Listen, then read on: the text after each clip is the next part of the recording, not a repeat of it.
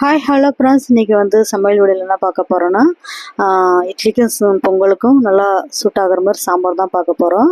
இதுக்கு 1/4 கப்பு வந்து துவரம் பருப்பு எடுத்திருக்கேன். அப்புறம் வந்து 1/4 கப்பு வந்து பச்சை பருப்பு எடுத்திருக்கேன். இந்த சாம்பார் ரொம்பவே நல்லாயிருக்கும். இதுக்கு தேவையான வந்து கத்திரிக்காய், உருளைக்கிழங்கு, கேரட்டு, பீன்ஸு, ஒரே ஒரு நூக்கல் வந்து போட்டிருக்கேன். இப்போ வந்து இது 2 பருப்பு மிக்ஸ் பண்ணிவிட்டு நல்லா கழுவி எடுத்து வச்சுக்கலாம். பாருங்க, நான் வந்து தண்ணி ஊற்றி அலசி நல்லா கழுவிக்கலாம். பாருங்க, கழுவி அலசி எடுத்து வச்சுட்டேன். கழுவி எடுத்து வச்சுட்டு நான் சொன்ன பாருங்க, தேவையான பொருள் வந்து இந்த சாம்பாருக்கு வந்து கத்திரிக்காய், உருளைக்கிழங்கு, கேரட்டு, பீன்ஸு, ஒரே ஒரு நூக்கல் இருந்துச்சு, அதையும் நான் போட்டுக்கினதில்லை. ரொம்பவே நல்லாயிருக்கும் இந்த சாம்பார் வந்து. உங்களுக்கு வேணால் நீங்கள் பச்சை மிளகா அதில் 2 போட்டுக்கலாம். எங்கிட்ட பச்சை மிளகா வந்து இல்லை, நல்லா காஞ்ச மிளகா வந்து தாளிக்கும் போது போட்டுக்கிட்டேன் நான். பாருங்கள், நம்ம கட் பண்ணி வச்ச காயை வந்து அதில் சேர்த்துக்கலாம்.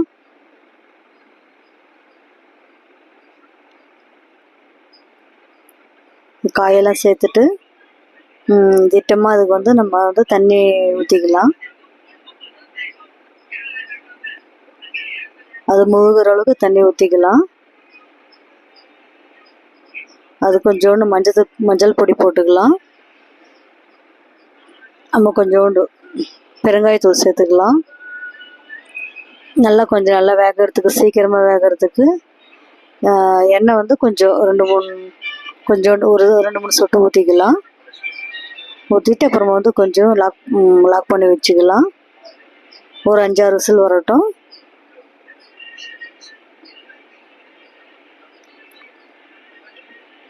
ஒரு 5-6 விசில் வரட்டும். பாருங்கள், நல்லா 5-6 விசில் வந்துடுச்சு. ஆஃப் பண்ணிடலாம், ஸ்டவ் ஆஃப் பண்ணிடலாம். ஸ்டவ் ஆஃப் பண்ணிவிட்டு இது வந்து நம்ம தாளிச்சிக்கலாம்.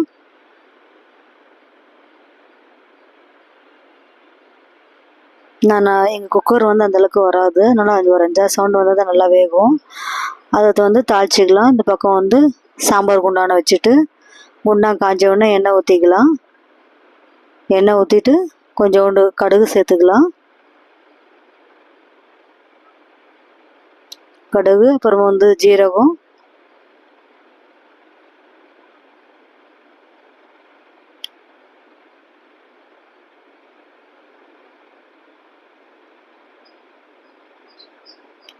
ஜீரகம் சேர்த்துக்கலாம்.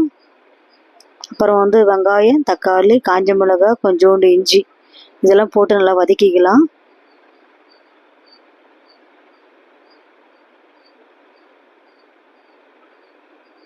இதெல்லாம் போட்டு நல்லா வதக்கிக்கலாம்.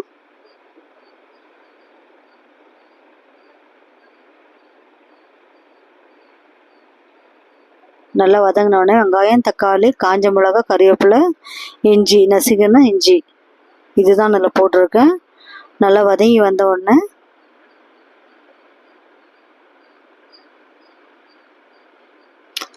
குக்கரில் வச்சுருந்த பாருங்கள், பருப்பு பாருங்கள் நல்லா வந்துடுச்சு. காயெல்லாம்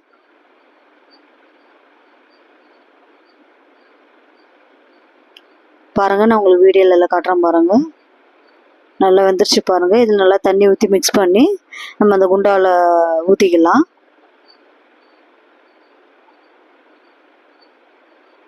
பாருங்கள், தண்ணி ஊற்றி மிக்ஸ் பண்ணிட்டு இதில் ஊற்றிக்கலாம்.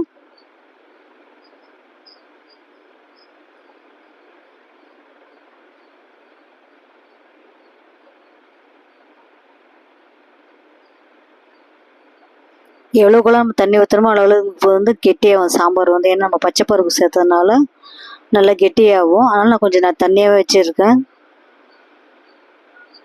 தண்ணி கொஞ்சம் நான் தாராளமாக சேர்த்துருக்கேன். நான் இட்லி கூட ரொம்ப நல்லாயிருக்கும். இன்றைக்கி வந்து நான் பொங்கல் தான் செஞ்சேன். பாருங்கள், நல்லா ஊற்றிட்டு கொஞ்சோண்டு இல்லை கல்லுப்பு சேர்த்துக்கலாம். தேவையான அளவு வந்து கல்லுப்பு சேர்த்துக்கலாம். கல்லுப்பு சேர்த்துட்டு அப்போ கொஞ்சோண்டு வீட்டு குழம்பு மிளகாத்தூள் ஒரு 2 ஸ்பூன் சேர்த்துருக்கேன். நல்லா கலக்கி விடுங்க.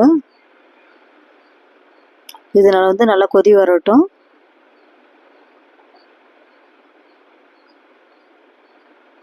மூடி போட்டு மூடி வச்சிடலாம். நல்லா கொதி வரட்டும் இது. அப்புறமா கொஞ்சோண்டு புளி வந்து சேர்த்துக்கலாம், புளி தண்ணி.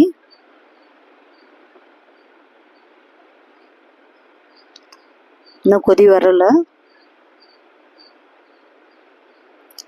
பாருங்க, நல்லா கொதிச்சு வந்துருச்சு. இல்லை புளி சேர்த்துட்டு ஆஃப் பண்ணிடலாம். ஓகே பாய் நண்பர்கள், நெக்ஸ்ட் வீடியோவில் சந்திக்கலாம்.